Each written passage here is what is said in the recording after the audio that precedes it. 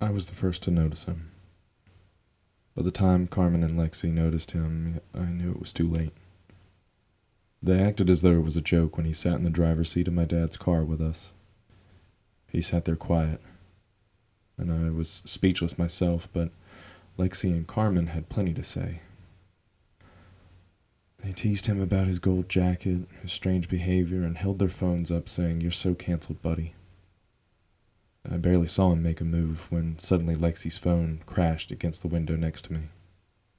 He sprayed us with something that tasted bitter. After that, I woke up somewhere dim. I still couldn't speak. I never liked speaking to begin with. I mostly did it just to fit in and as a necessity to get by, but I enjoyed the quiet. The man suddenly came into the room, turning a light on. He was wearing a similar gold, only now instead of a jacket, it was a t-shirt and pants. I saw as he grabbed Carmen and took her into another room that there was more of that gold color waiting on the other side. Carmen screamed for a brief moment, but it didn't last.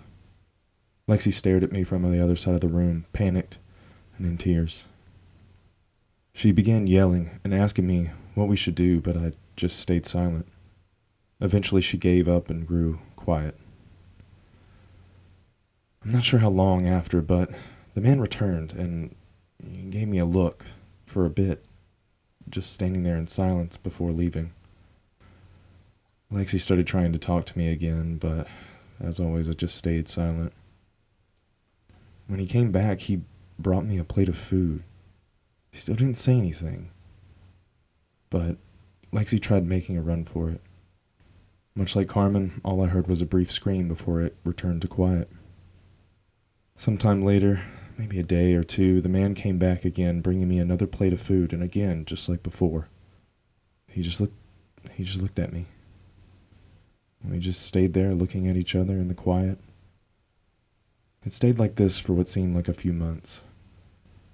He'd bring me a plate of food.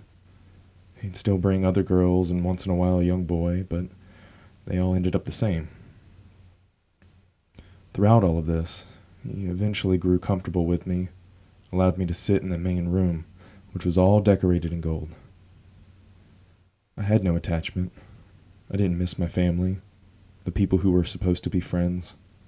I didn't miss or care about the numerous others he brought here, only to make them vanish shortly after. I was content.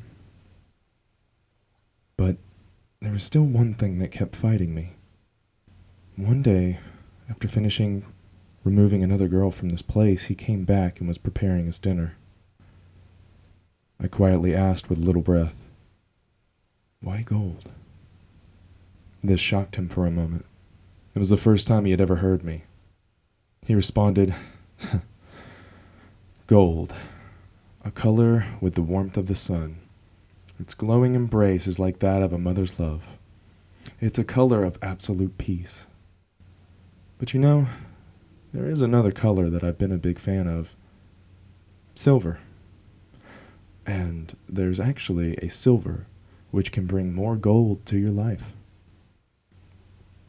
I looked at him, using only my eyes to ask. And that's when he said it, with a smirk on his face. "Silence is golden. Duct tape is silver."